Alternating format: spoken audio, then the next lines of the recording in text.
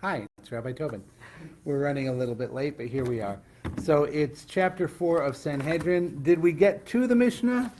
Did we finish the thing right before the Mishnah, or are we still trying to get to the Mishnah? We're 37A1 where it says Gemara. Excellent. So we got to the Mishnah. 37A1.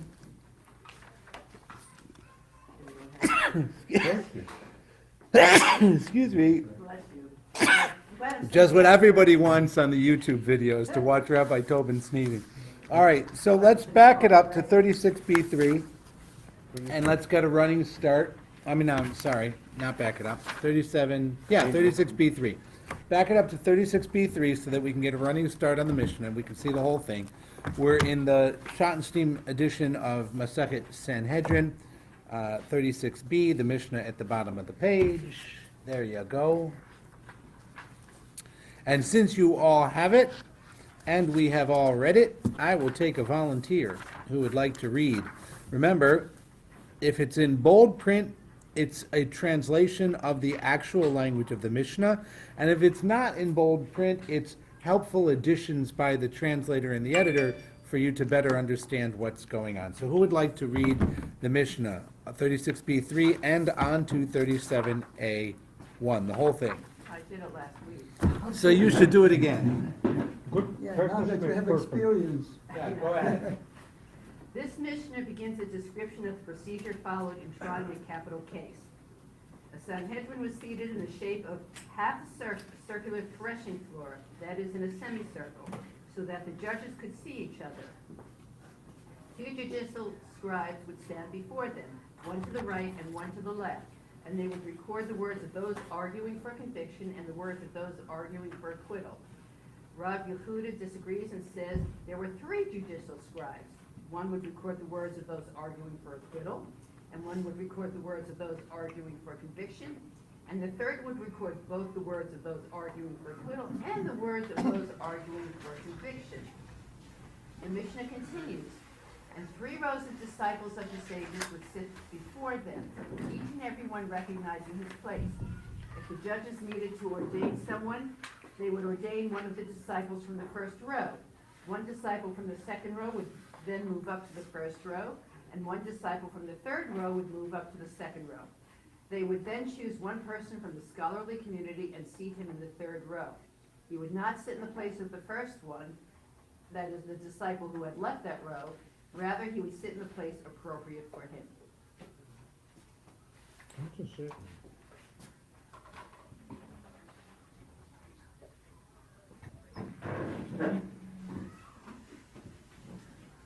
Okay, you have 4 groups of people, okay? You have the judges. Obviously, this whole rigmarole is not happening when you have a Beit Din of 3 people. This is when you have a capital case and it's a Beit Din of 23 people, and they are all here in their august semicircle so they can see each other, okay? They're all sitting there. These are the judges. There are 3 stenographers, one who is for, one who is against, one who is for and against. Okay? I was trying to clear the That's not going to help. No, is the glare stopping you from seeing? That doesn't help. No, turn the lights back on. Okay. The window up there. Oh, the window. You can lower the blinds over here if there's a glare. Okay? So you have, Actually, when you stand near the board. you need to lower over here? Just, you turn the culture learning on sideways, that does it. Yes, no? No, Doesn't do a thing? No. no, they're too far forward. That's, Oh, there we go. Now we're That's That's perfect. Okay. All right, so you have the judges who are in this area. You have somebody who's writing down everything for acquittal and somebody who's writing against acquittal. And you have somebody who's writing both. You have 3 rows of people called disciples. mine's up, we'll share it. Disciples are Talmidei Chachamim in that sense. These are people who are almost judges. They're kind of qualified if you need them. if a seat empties up here in the 23, the top ranking person in row 1 moves up, and the top ranking person from row 2 goes into the end of row 1. Top of row 3 then goes to the end of row 2, and there's evidently a community of scholars hanging around enjoying the jurisprudence imitation of the spectacle, and you would fill the empty spot on row C from them. Okay? There's no evidence that this ever happened.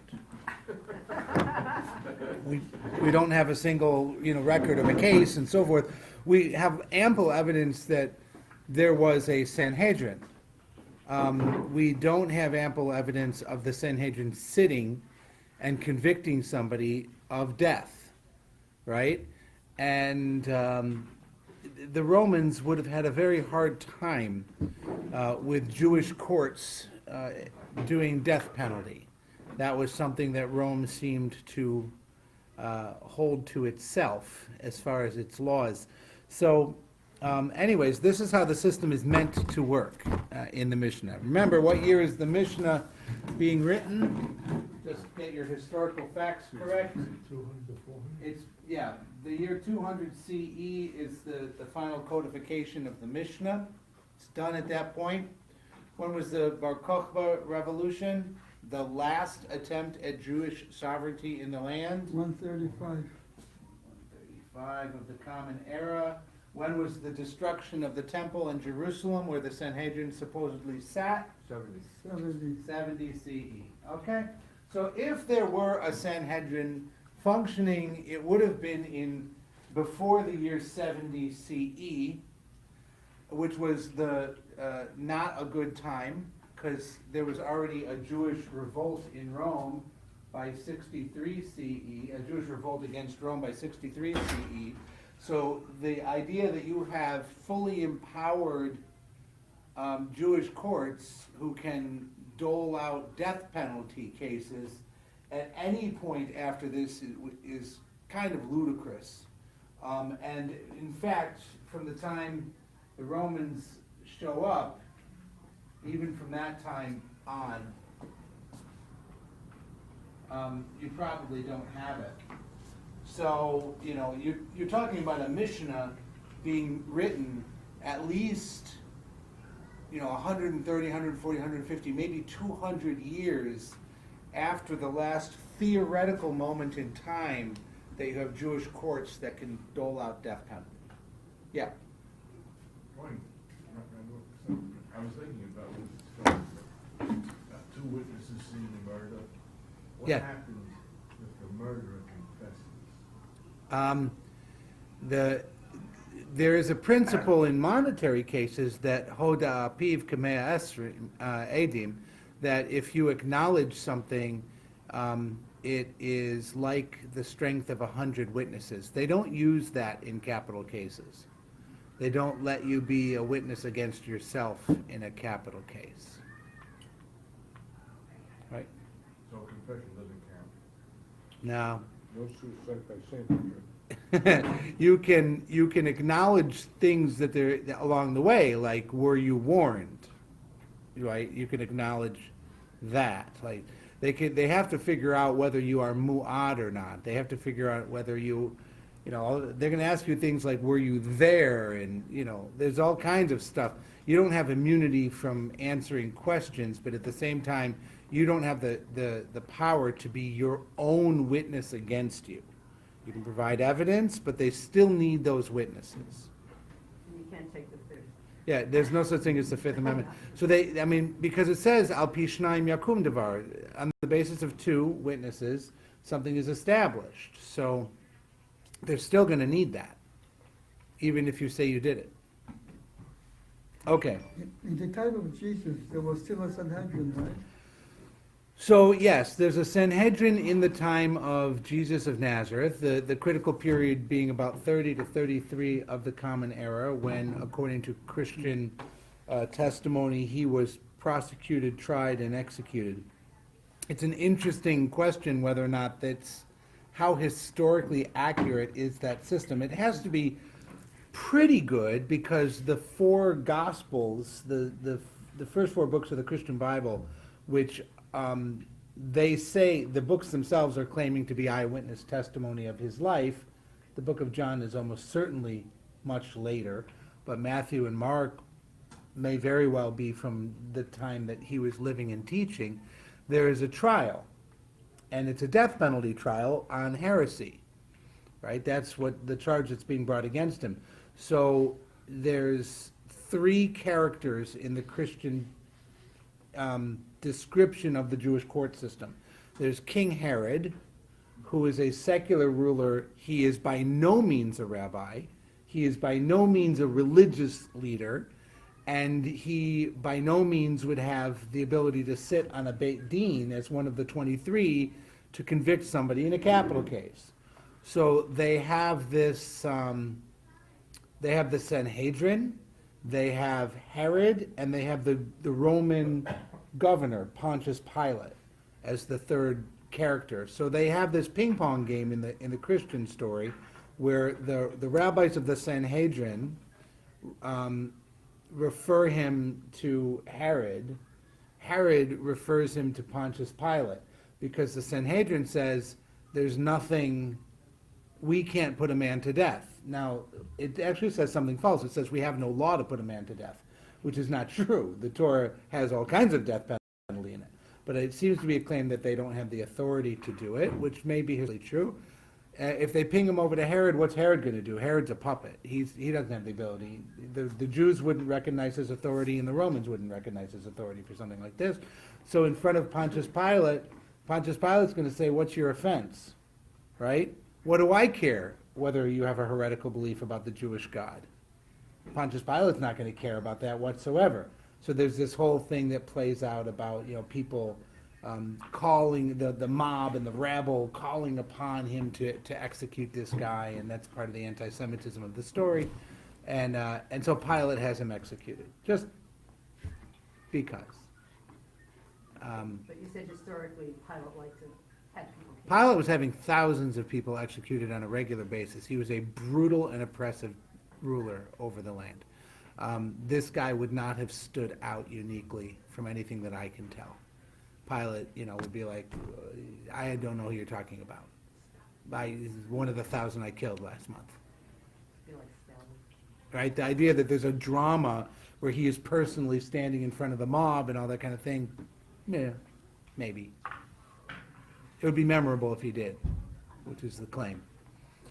Okay, so anyway, what does it say about the Sanhedrin? It kind of enforces and doesn't reinforce this concept that it existed, that it sat in Jerusalem, that it was worried about religious matters primarily, and that it didn't have the power to try a capital case under Roman rule. So, but that's not an objective source either. I mean, the whole purpose of that source is to demonize the Sanhedrin.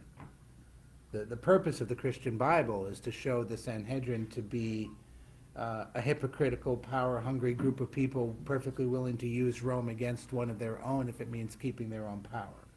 So, I mean, it's a vicious view of the Sanhedrin with the intent of destroying that religion.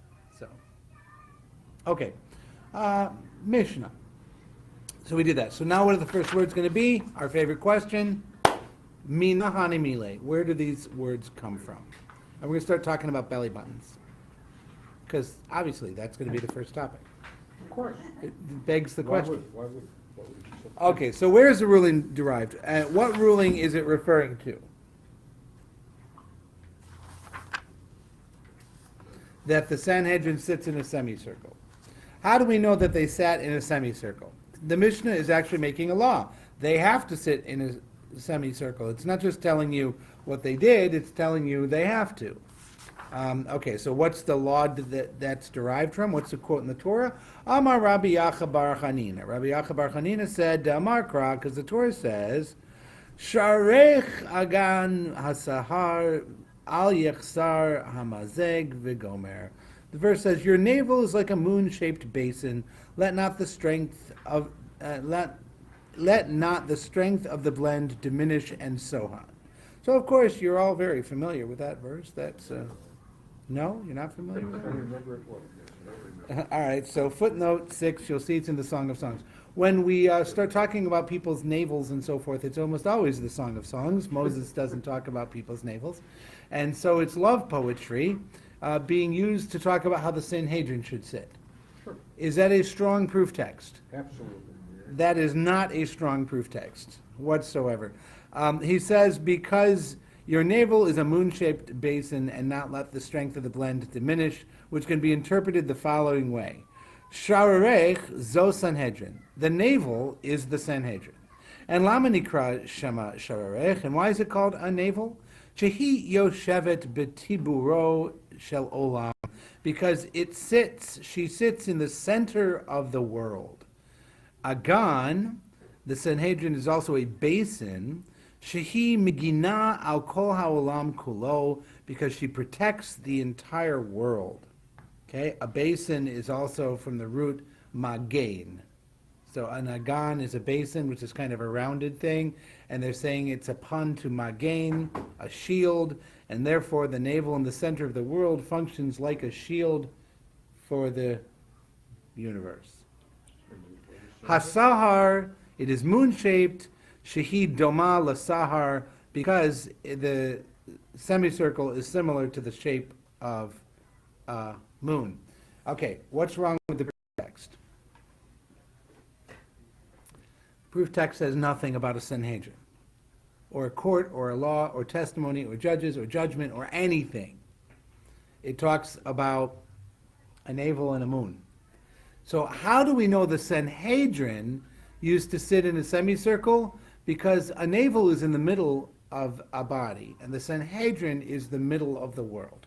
Okay, that's somewhat logical. That's why it would be in Jerusalem, I guess, because Jerusalem is the middle of the world. The semicircle, because it's also because the navel is compared to a moon, which is a semicircle, and you can interpret that as the Sanhedrin. That's circular reasoning, right? Looks like tree worshiping. Yeah, it's just, it doesn't really get you there.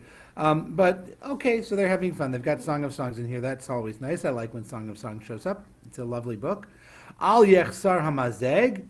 The verse says, let not the strength of the blend diminish. That comes to teach you that she'im hu tzrach echad mehem, let's say, if one of them needs to leave, then you can't let it be diminished. So, ro'in, you see or you observe, im yesh esrim u'shlosha keneged sanhedre katana yotzei. If there are 23 judges that will remain, corresponding to the size of the lesser Sanhedrin, he may leave. Ve'im lav, eno yotzei. But if not, he cannot leave. So you've got to go take a little personal break. If you're leaving 23 judges behind, that's fine. It's like when you're in Minyan. You look around and you see how many people there are. You know, I have people every once in a while who'll be there for Minyan. They make the Minyan, and we do Baruch Hu, and we do Shema, and we start the Amidah out loud together, and they go outside to go to take a break. Now I need to do a Chatzi Kaddish, and I need to read the Torah. And they're not here. They come back, 5, 6, 7, 8 minutes later, and we're all standing around waiting for the minyan. Or, we lost our minyan, so we move on, we don't read the Torah, they walk back in, and there's the minyan, but we didn't read the Torah. If there's a facility in the building, doesn't it count that they're in the building? If No. there's a different room? No, they can't be in a different room, it doesn't count. They have to be within eyesight of the minyan, and they need to be able to indicate back and forth to the people who are in the minyan that they are in the minyan. So I'll have someone sometimes who steps out to take a phone call, but they'll have their face in the window looking in. That person I can count because they see what's going on, they know the service, they know what they're responding amen to. That person can kind of count. But if they can't hear or see what's going on in the room, there's no way they count in the minyan. Closed circuit TVs. No closed circuit TVs. Minyan is a human activity. It's human beings with human beings. It's not images of human beings with human beings. Try to help you. It is a human activity. Okay, so moving on, the next page, 37A2, is that what we got to? Yeah. Okay. Bitnech aremat chitim. Your stomach is like a heap of wheat. The Song of Songs played better in their own agricultural day, I'm sure. Men, don't go home and tell your wife that her stomach is like a heap of wheat. She may not know how romantic you're being. Ma aremat chitin hakol ne'anin mimenu, just as a heap of wheat is something that everyone derives benefit or pleasure from. Av Sanhedrin hakol ne'anin mit amehem. So too the Sanhedrin, everyone derives benefit from it. So why am I using this Song of Songs quote about navels and moons and heaps of wheat to describe the Sanhedrin? It's actually a lovely thing. They're trying to, they're making the exercise of law an act of love between us and God. This is how we express love for each other. Okay? Suge b'shoshanim, and it is hedged with roses, and that is to teach us she'afilu k'suga shel shoshanim lo yifritzu bahem pratzot, that Israel will never make breaches even though the border is like a hedge of roses. Footnote: Jews abstain from committing transgression even when restrained by only a light warning, represented by a hedge of roses. It's not necessary to impose a physical barrier like a stone fence to prevent them from committing transgression. So that's the end of that. It's just a little poetic interpretation of the judicial process. Love between us, and all we need is something like a rose to remind us not to break the law. Gemara elaborates on this last thing. V'hainu damar lehahu mina de Rav Kahana. Israel, this last Israel characteristic is what a certain heretic said to Rav Kahana. So, this is a mina, the minim. This is a heretic, somebody from another sect. Amritu nida sarelit chude bechade gavra. You say it is permitted for a nida to be secluded with her husband. So there's a Torah, a nida is a woman during her period of menstrual flow. She is referred to as a nida. The word nida means separated, and that is because a woman is separated from her husband during that time period because their sexual intimacy is prohibited. You're not allowed to have sex during that time, and it is actually in the Torah a death penalty offense to do it. Okay? So, very serious rule, very serious situation. The heretic is going to come and poke a little fun and say, look, you let the nidah sleep in the same bed with her husband when it's forbidden that they actually do anything other than cuddle? Efshar eish binuret ve'ena mehav hevet. It's possible for a fire to come in contact with fiber chips and not char them, right? It's interesting. The analogy here is if you take a hot match and you put it next to kindling, it's going to start a fire. We don't need to explain the metaphor. Everyone understands the metaphor? I think I got it. Okay. Amarle, Rav Kahana replied, HaTorah he'ida aleinu suga b'shoshanim.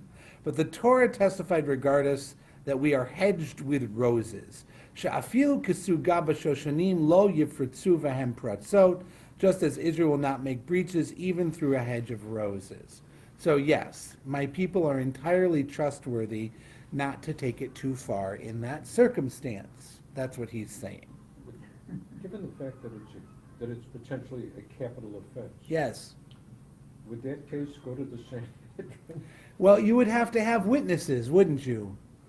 Witnesses in the circumstance who saw all of the elements of the sin, individually warned the participants in the sin that what they are doing is wrong and why, and that it is a death penalty offense should they continue. The participants need to acknowledge the warning and the death penalty and go ahead and perform the act in full view of the witnesses.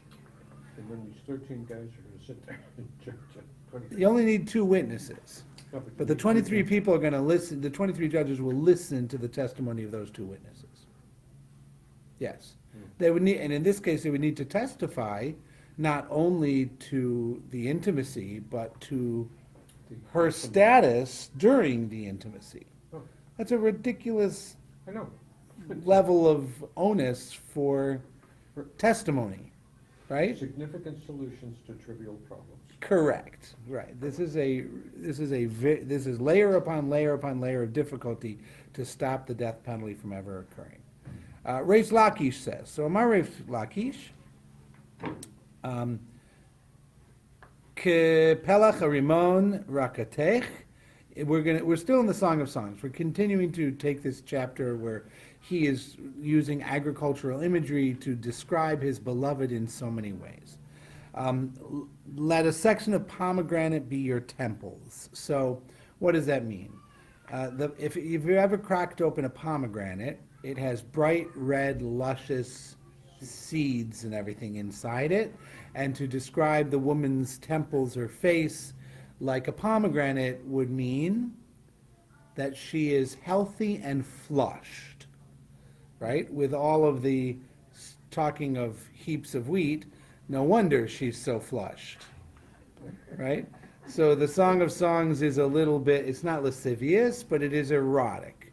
Song of Songs is erotic, right? She talks about having her hand on the bolt and opening her gate and letting him into her garden where he can smell her fragrant spices in the middle of the night, and the myrrh and the honey drips through her hands, and before she knows he is gone, and the women say, "Where is your beloved?"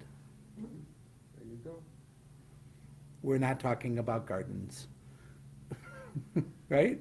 So that's what, and they know that, and they're using that. So they're making the Sanhedrin like the beloved of God while they're doing this. So the story under the story here is actually really interesting, that they're going to go to this text to describe this very formal body and this very grave case, right?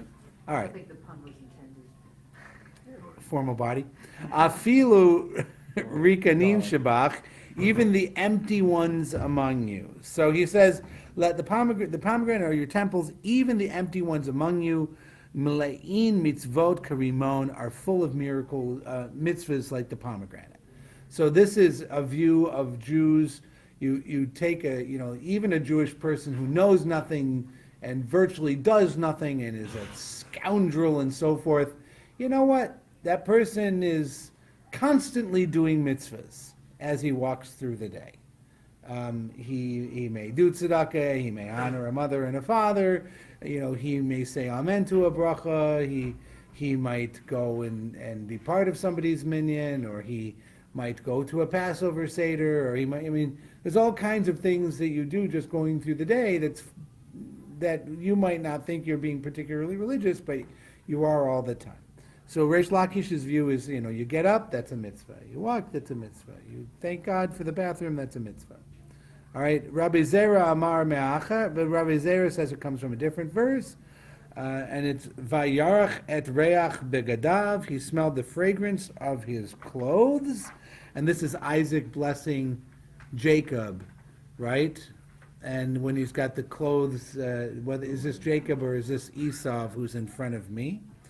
And al tikru bigadav ella bogdav. Don't read his clothes, but rather his renegades. The fragrance of mitzvahs is exuded by all Jews. So the idea is that he's smelling him, but he's not smelling the sweetness of mitzvahs. He's smelling some kind of chicanery or some kind of deception going on. So, anyways, none of those are strong proof texts for how the Sanhedrin should sit, right? It's not even strong. We have wandered far away.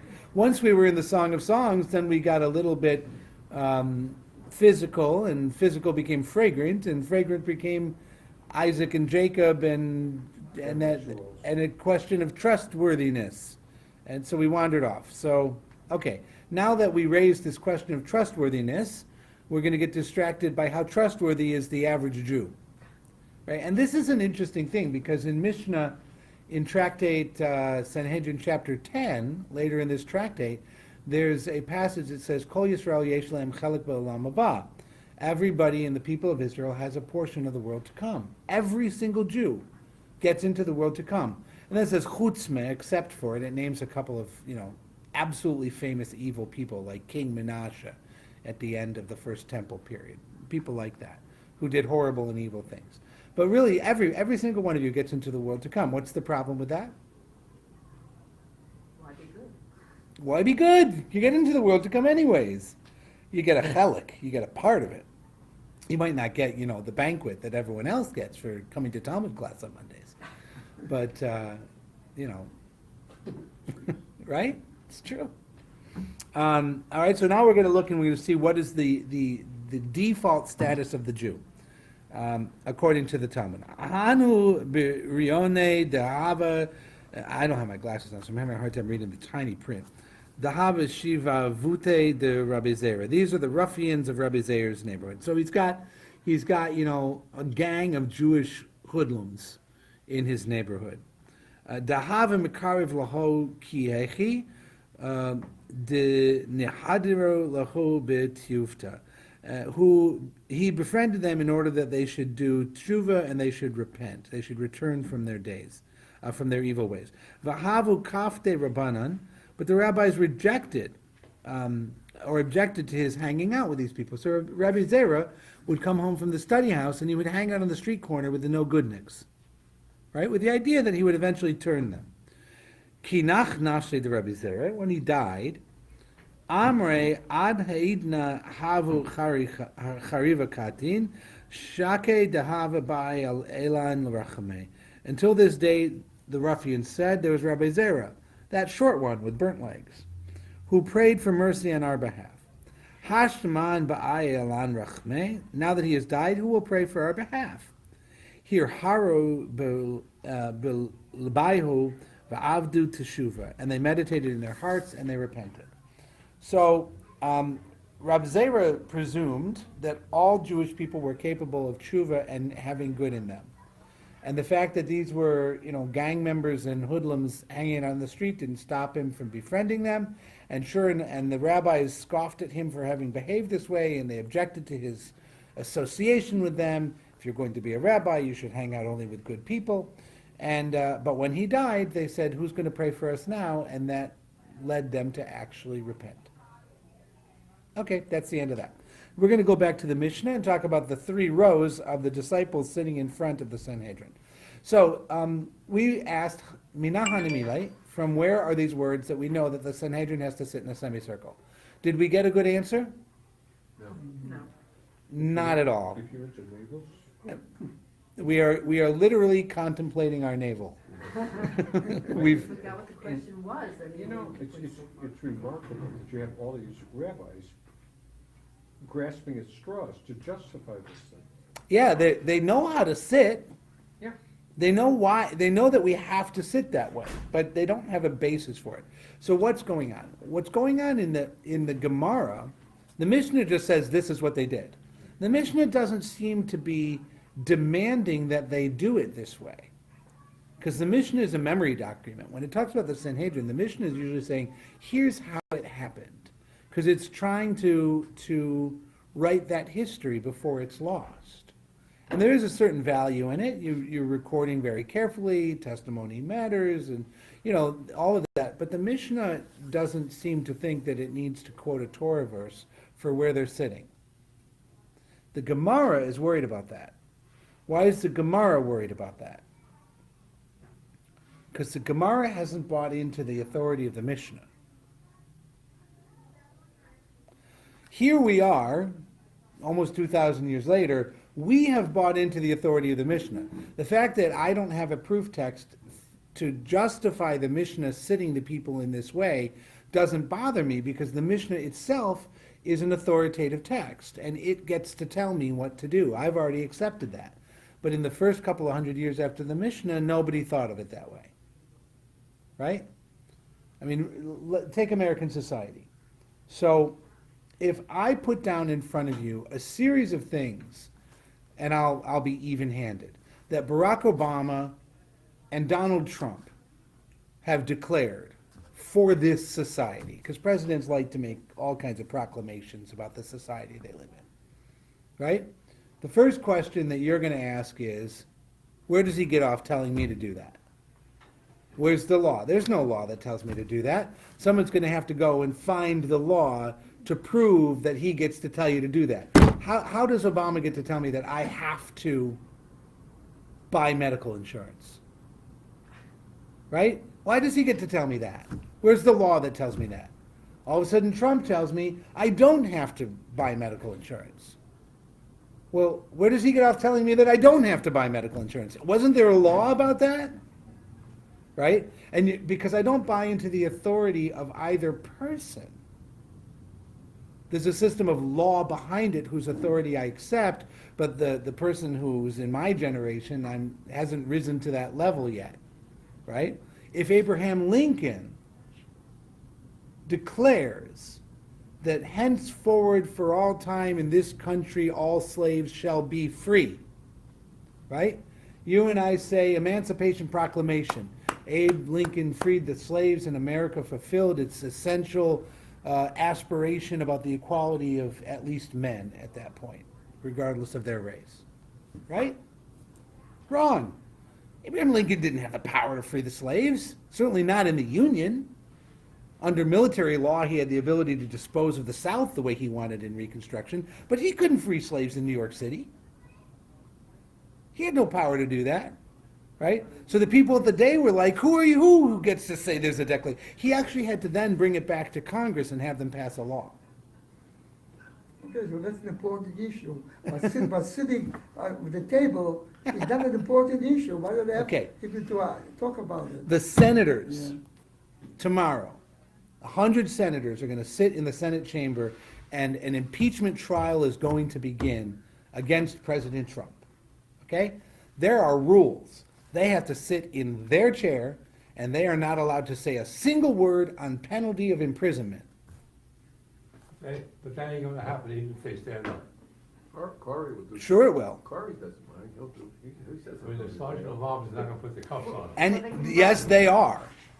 Yes, they are. The sergeant of arms will remand somebody to custody if they speak in that trial. This is an extremely important moment. It's not going to be the State of Union address where people are cheering from one side of the room to the other. They are going to sit silently. I worked in the Senate for Senator Moynihan. I assure you that nobody talked during the impeachment of Bill Clinton. Right, which was the most painful thing that happened to any of them, because they make their living talking. Right? Very hard for them to sit still and quiet that long, but that's what they do, and they're going to do it. But I could say mina hanimile. Where does that rule come from? You're going to deprive them of their freedom? You need due process, according to the Constitution. If you're going to arrest somebody, how are they going to arrest this person? Where's the due process? Right? But they've been forewarned, and they've been forsworn, and they've agreed to this limit, and if they do it, they have already agreed that they would be thrown in prison for it. But I don't have a proof text from the Constitution that tells me that they have the power to do that. So Abe Lincoln, it was long enough ago that I just accept that he had the authority to do it. That's the law. Nobody's going to buy a slave or sell a slave in New Jersey today saying I don't accept the authority of the Emancipation Proclamation. See, you're here in New Jersey, you accept it. If you lived in Richmond, Virginia, you wouldn't accept it. A couple hundred, 100 years ago, yeah, but I'm not sure, I think today, there's a lot of No. people that would accept it. Virginia might not be a good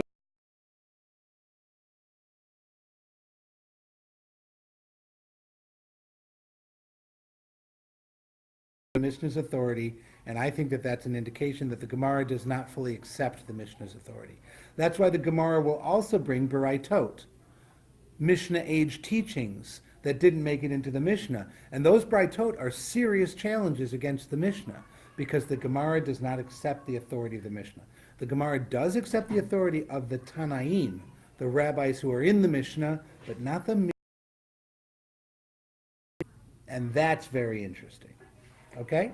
On the other hand, the level of proof that they demand is excruciating. Song of Songs talking about navels, it's a proof. But remember, that's the final editing is being done at the end of the Talmudic process, and the final editor accepts the Mishnah. Okay? So the final editor is the one who's putting these proof texts and doing the minahani mile and the structure of the sugya with the minahani mile question or the tzricha, and I need it for this or that. All that structuring is being done by the final editor. That's 400 years later, and that person accepts the authority of the Mishnah, so he's not going to demand a high proof. Okay? There's development. Over time, there's a development. Okay, where are we? Rabbi Zera, we just did 3 rows. Okay, Shlosh wrote. So now we've got 3 rows, and the Mishnah described that whole thing. Abaye said, Amar Abaye, Shmamina, learn from this Mishnah, ki naide kulhu naide, when the disciples moved, everyone moves. So it's a volleyball court, right? They rotate. And the Gemara says, "V'leimelhu," but let someone say to the others, "Ad ha'idna hava yativna beresha." Until today, I was sitting in the front row. Hashta mot vitali bedanve, and now you are placing me at the end. So it's an interesting question. Did any of you ever play violin? Would you rather be the last chair of first violin or the first chair of second violin? You know how the violin players Yeah, sit but in the orchestra. The first is that they have different music, they don't play the same thing. Have different music, that's right. You have first string violin, second string violin, third string violin, 3 rows. The most capable violinists are playing the hardest music in row 1. The next most capable, the next hardest music in row 2, and in row 3 they're basically sawing out the rhythm to the harmony.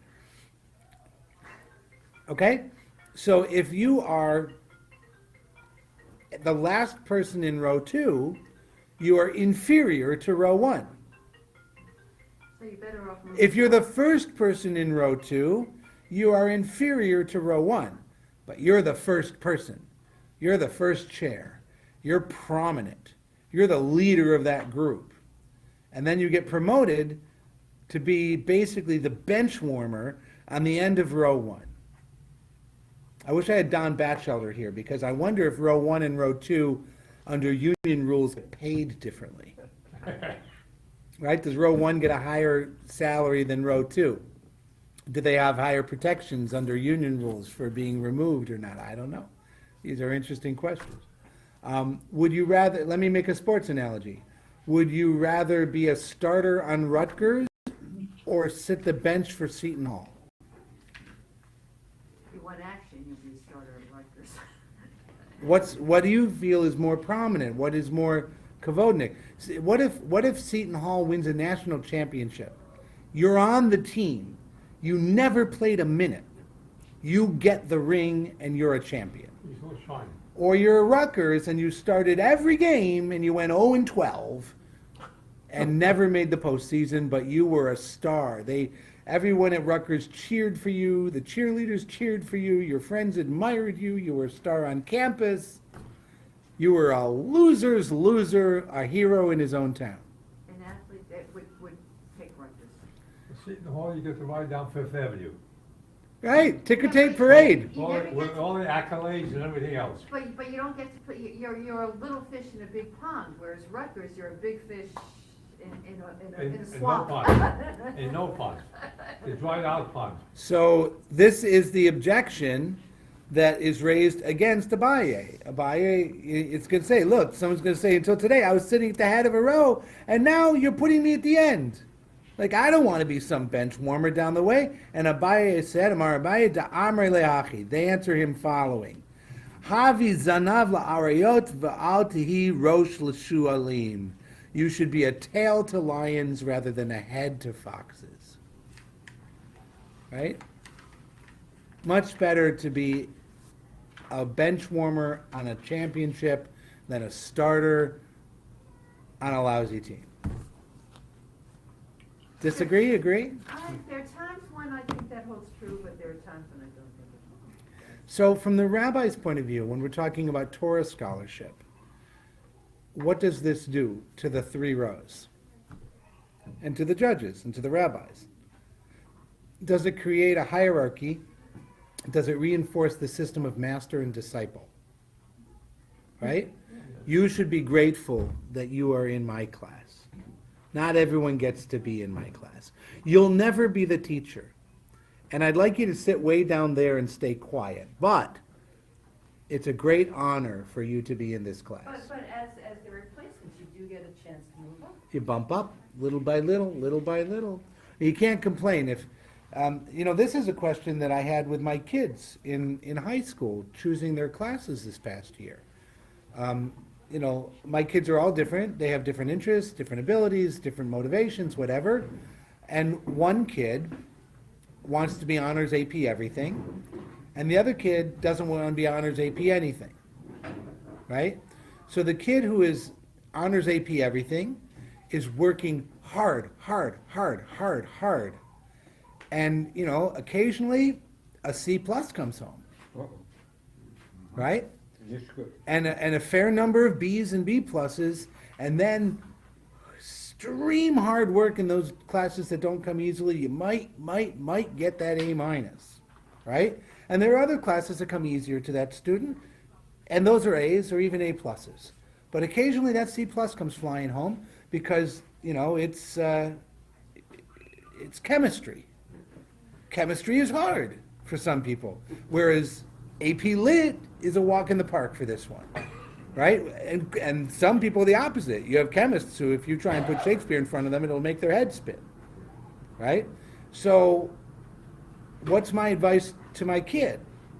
Should you take no, and then let's look at the other kid. You should take no APs and no honors, and you're going to get straight A's. But I know if you take AP Physics, that's going to be a C. So which should you take? Earth Science and get an A, or AP Physics and get a C? Depends on what your end game is. Well, the end game seems to be playing video games. So I'm Well, shooting in for that case- college, right? Right? So again, the question is, are you going to be a star in an easy setting, or are you going to be struggling in a star setting? And for the rabbis, they want you struggling in the star setting. They want you always to be the highest level of Talmud scholarship that you can get to, the highest level of Torah learning you can get to, even if it means you're just a tail to the lions. And that's a philosophy for life. I think admission officers view the same thing today. They should do what? Admission officers view it the same way. How so? Oh, yeah, admissions They officers want to see you. They want you to take Well, the challenge. admissions officers are brutal because they want you to take the challenge and get the A. Yeah, well, that's nothing. Right? How would see the doctor's office? I tried to ask a college advisor that question. Should the student be getting straight A's or more challenging classes with some B's? Because the math works out the same because of weighted GPAs. An AP counts as more points in your GPA. More challenge. And the person said back to me, take the APs and get an A. And I said, that's not the question. They said, take the APs and get an A. And it wouldn't come off of that line. I'm like, you are really unhelpful. I can't believe people pay you for this. Partner, and you go to Milburn High School, if you have a 4.0 average, no honors, no AP, you have all straight A's, you're not even close to the top 15% of your class. Right. And your chances of getting into a top school are somewhere between slim and none. Right. By the way, both of these records got into Rutgers. So Rutgers admits both of those models. Right. It depends on. Right? the But school. Harvard is going to, The Ivies are in a, well, they're insane. All right, When you talk Mishnah. to somebody about doctor and you see his diplomas, you don't know if he's the bottom, you don't know if he's the. Yeah, what do you call the worst person in medical school? Doctor. It's an old George Carlin joke, somebody's about to go into surgery today with the worst surgeon in the world. Somebody has an appointment with the world's worst doctor today. Oh, well, sorry. It's true. Mishnah. All right. Oh, this is a good one. Okay, so this is a long Mishnah, and it's 3 minutes of, what's that? good place to. Good place to start next time.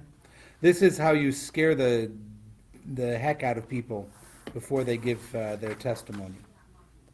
All right, so we'll do it next time. Let's stop. If you want a scary thought,